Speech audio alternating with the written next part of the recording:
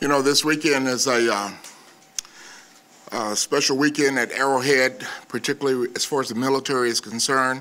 It's Military Appreciation Day, you know, and that's sponsored by the VFW. I think the Chiefs have been very strong in support of the military and military families. I think we all need to let the military know that we appreciate what the men and women in the military do for this country and keeping us free. And I particularly know and understand the sacrifices they make, because my dad was a career Army guy, 26 years, and so I've dealt with it and seen it, and definitely appreciate what the military does. So everyone should show support on Military Appreciation Day, definitely. All right, so after that, injuries as far as this team is concerned. Baldwin has a head injury, and he has not been cleared, and so he's not practicing today. Asamoah has a thumb that he had to have surgery on, and so that surgery was performed yesterday, and he will be out. And then Jake O'Connell is still working with his ankle, trying to get his ankle right, so he's not practicing today. Limited Dontari Poe, he did something yesterday with his knee, and he's limited. Maneri with his ankle is limited, and Bo with his thigh is limited. They all did a little bit yesterday, so we'll see what they can do today as we go forward. Today, primarily, we're focusing on third down as we prepare for the game on Sunday on both sides of the ball, and add to what we did yesterday. And, you know, Cincinnati, they're coming off a big win, so they'll be feeling good when they get to town, and we will have to be on top of our game in all phases to win the game. But we're looking forward to it, and we're going to play hard and get a victory. So with that, I'll open it up. Is Asamoah's injury something that he can't play with? Not today, not this week. Okay, so he's out for the game. Yes. Stein is your guy? Yes. He hurt it on the tackle at the end of the game, or just during the course of the game? During the course of the game. I'm not exactly sure what play it was. Do you think he'd be ready to go next week, though? I hope so. You're starting 2 5'9" cornerbacks as a defensive coach. How do you feel about that? You okay with that? If they can play, I'm okay with it. If they can't play, it's not as good. No, but those guys are competitors. They do a nice job, you know. If you watch Flowers, the way he played last week, that was a pretty good performance on his part. You know, and Javier tries really hard when he plays, and so, I mean, you know, if you get guys who try hard and do those kind of things, they can make plays. Now, they're not going to be perfect. You know, I don't think anybody's perfect, but when they give the effort and they try hard, they can make some plays. How do those guys survive against a guy like A.J. Green, for example?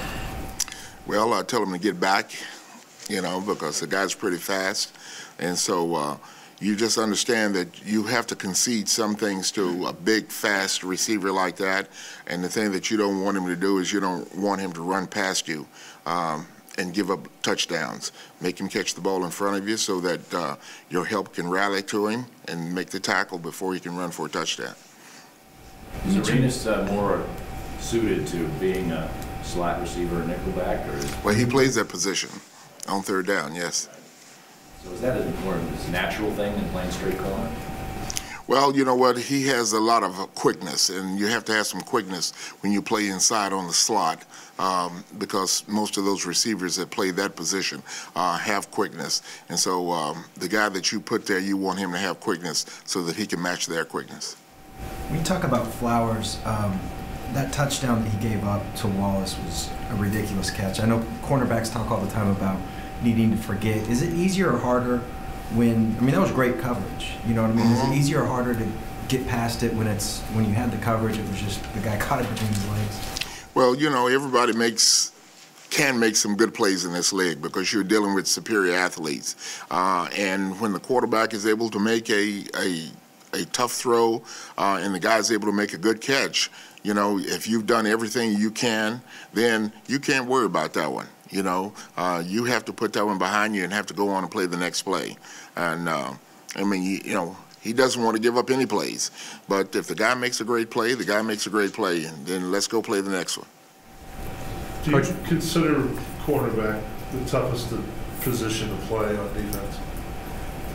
Well, it's tough because you're out there on that island, you know, and if you make a mistake, everybody notices, and it costs, generally, it costs your team yardage and sometimes points. So you have to have a strong mentality to play that position.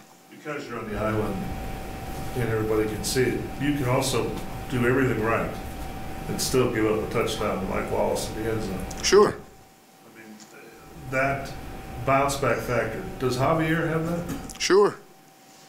You seen that? Yeah, I've seen that. I mean, Javier's a competitor. I've seen that happen, you know, and he can put it behind him and go on to the next play. And you have to be able to do that as a corner. If you cannot go on to the next play, then you don't have a chance. Coach, would you share a little bit more about Military Appreciation Day and you personally with your family involvement with that? Again, examples of you growing up and your father and the lessons that you've learned and how that's prepared you for your position now as head coach.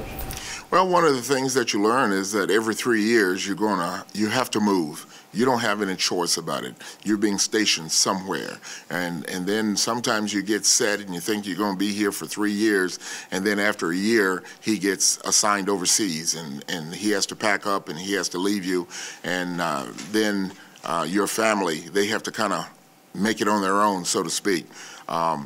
The mom, she becomes both mom and dad in that situation.